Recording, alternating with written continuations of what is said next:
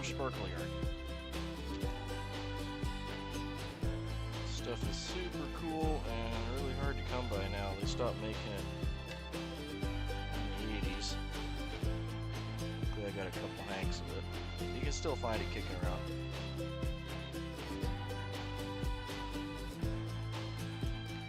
If you get really lucky in thrift stores. It's a really early form of Antron, but it's got UV fibers kind of mixed into it. So it looks really cool. So kind of see the shine to it. Again, it's an earlier form, so it's not the same as the Antron. The acrylic yarns you find out.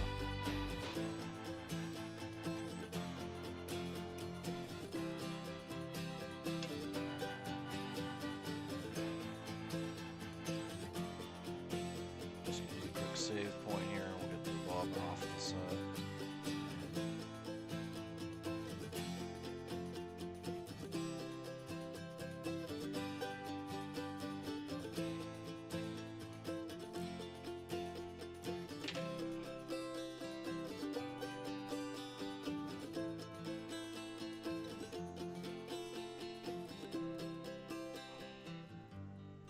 You can do a single pass, or do one pass up and back up. I find I have better luck with more of a cigar-shaped body, a little bit thicker at the top with the taper. So that's what I'm going for here.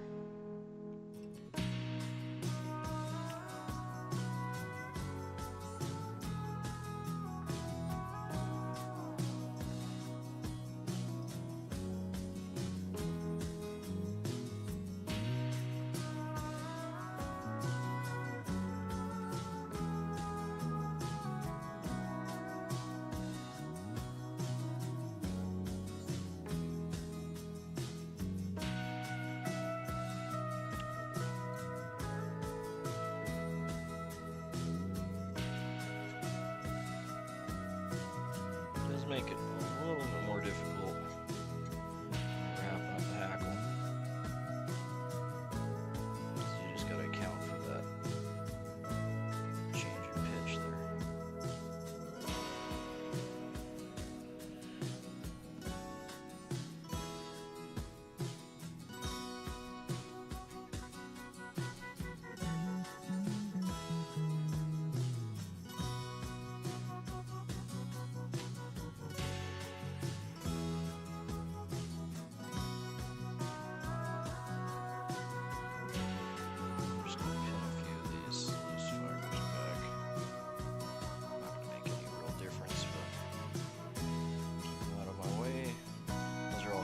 Down with the hackle and the wire rib anyway.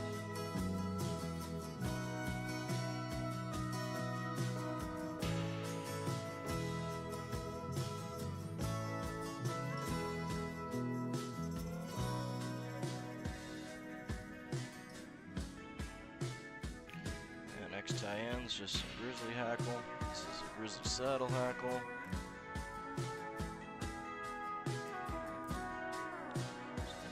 Webby stuff on the bottom here. Some better tying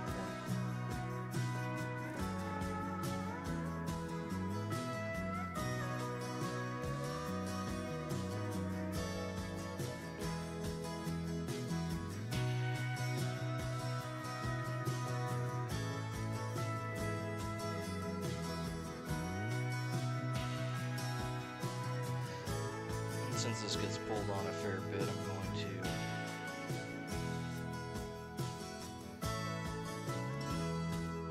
pull the racus up and kind of double wrap it back on itself. That'll stop it from getting pulled out.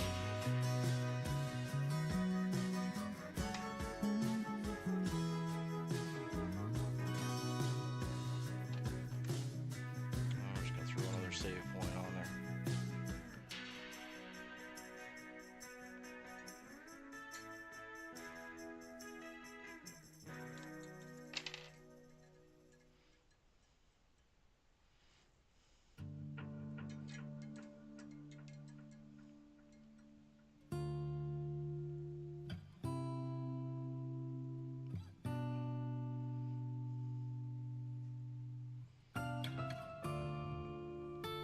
get 2 good wraps right here, and then at the front, we'll start hackling back.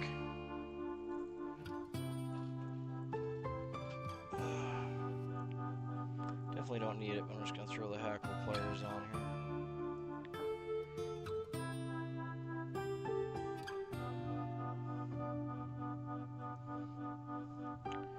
And we're just going to palmer that back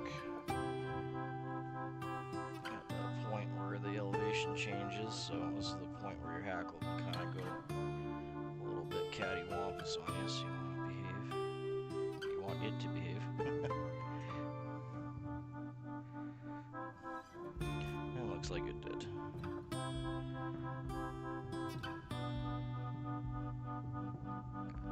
There we go. Let's go in there nice and even.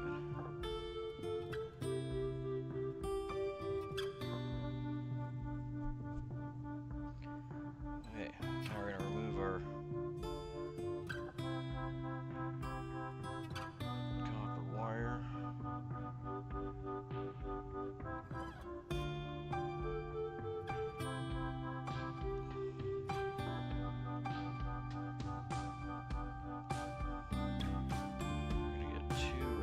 On that rake is there. There we go. That's bound in.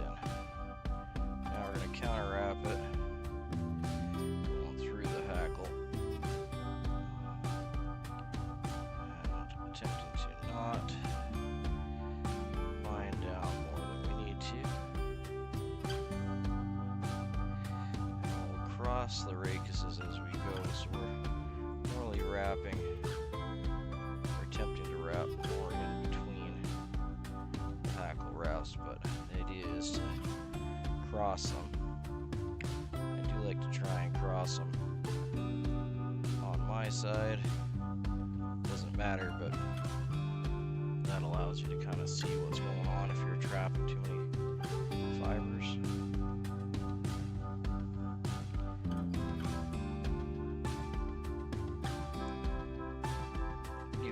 A couple on all sides, but you get a good little flow going, you can get most of them in the same spot.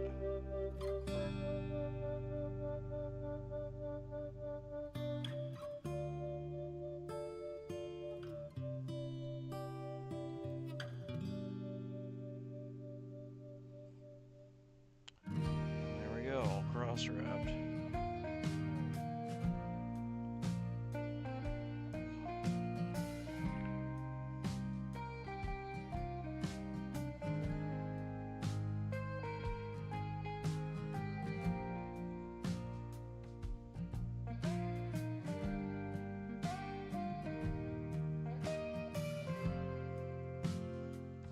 Double lock in that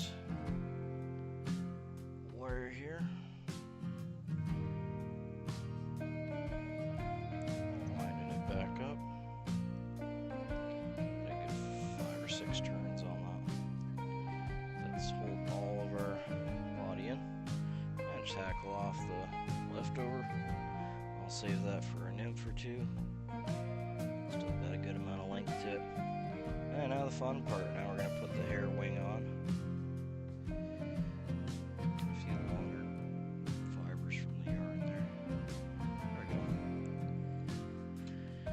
go. Alright, let's cut out our tag end at the back here.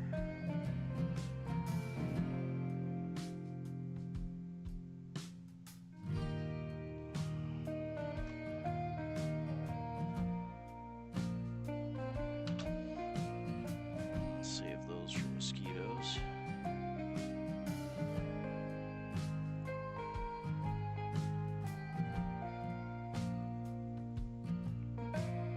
Yeah, I'm happy with that.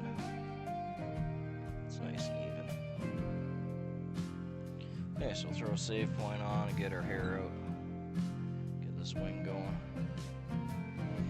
So I'm using a whitetail from Appalachian Mountains. It'll be more along the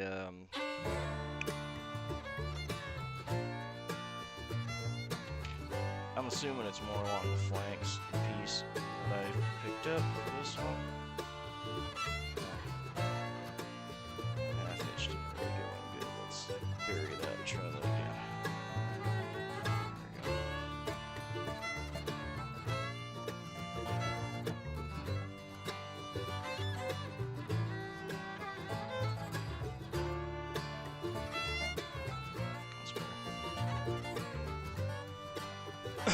Yeah, I got a really nice piece of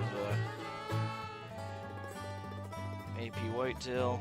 It's got a really nice dark top too that I like for these. You can use whatever you have. If you got elk, you can use elk. Don't matter too much, just a simple way. You're gonna take a clump. And for consistency, when you're doing a bunch of these, you'll just go by feel. You cut out on the other ones. If you don't know, I generally try to grab it out like this, and I'll measure basically the gap height. A little bit more, because you'll be tossing some of that material aside, cleaning it out.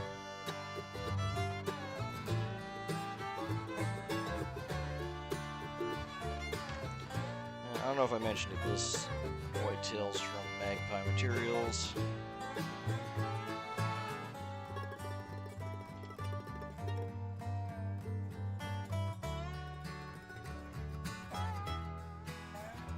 Everything I ordered from him was awesome. Absolutely no complaints.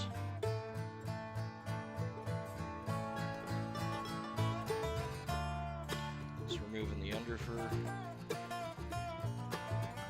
Now we got a little zippy bag or container with you. You can keep the underfur for dubbing. It binds really well, that's why we're removing it.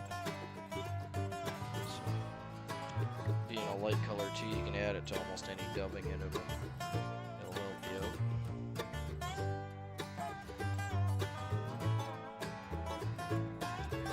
But that's not the properties we're going for with the hair wing. We're going to remove a lot of these shorter fibers after we stack it.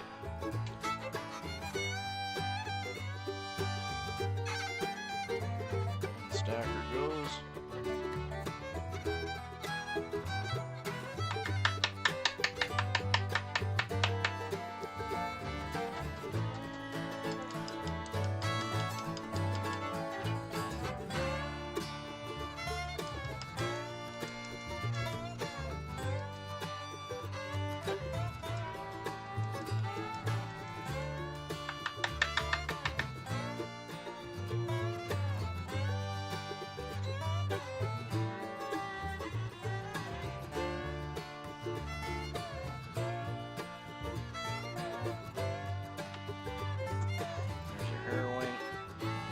You want to avoid pulling back on the hair wing.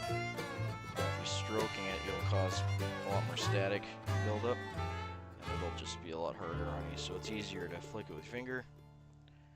It does make a bit more of a mess, but it'll loosen all those fibers that you can pull out easily, and it will make the tying in much easier on you.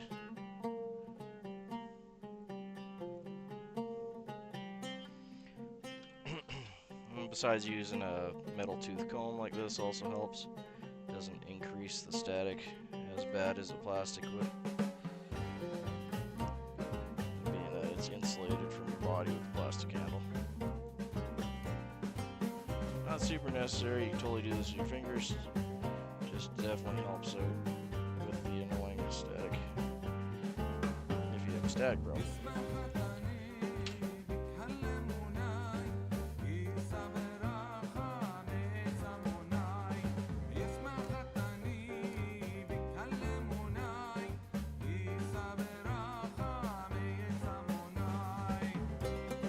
Stack that one more time.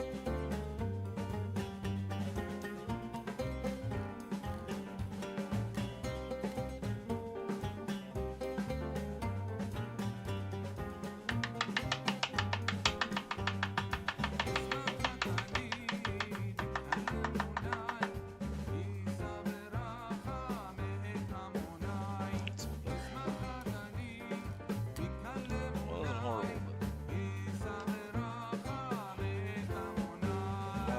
stack them all at once.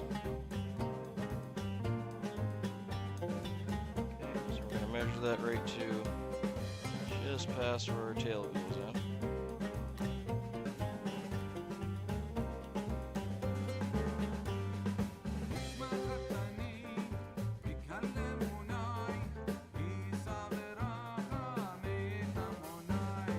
Switch hands.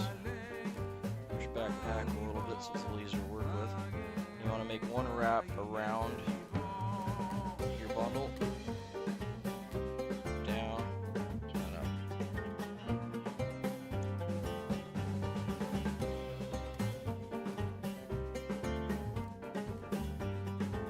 And we're going to do light wraps. Try not to flare this too much yet. Creasing forward.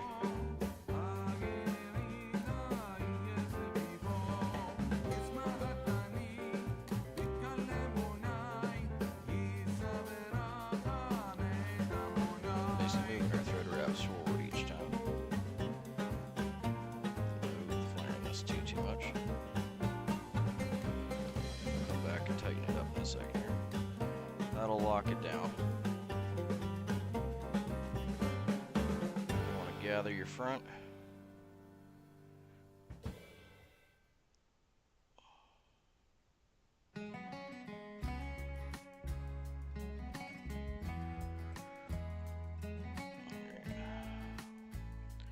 Didn't get quite good at tight enough. A few more wraps in there.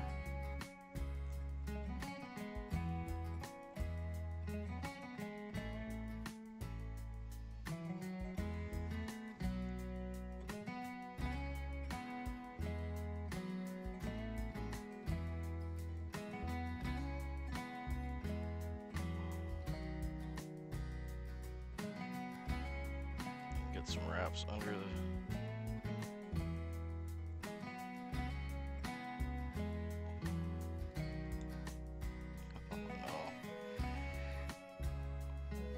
That's good, we can save it.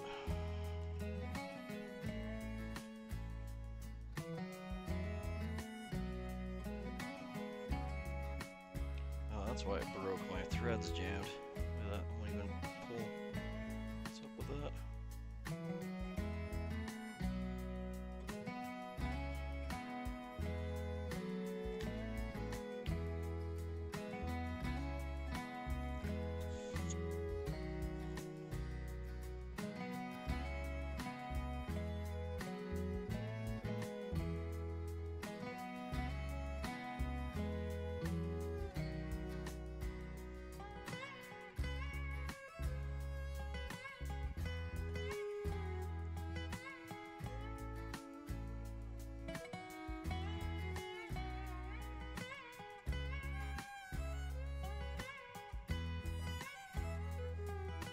I'm just gonna bury that tag end in there.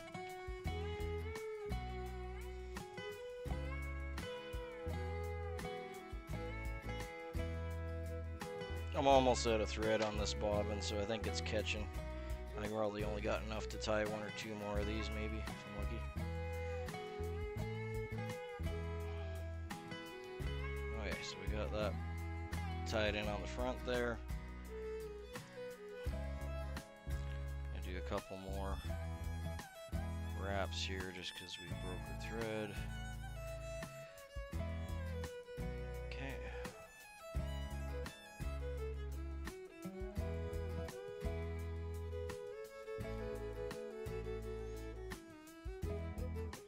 I'm gonna gather these up.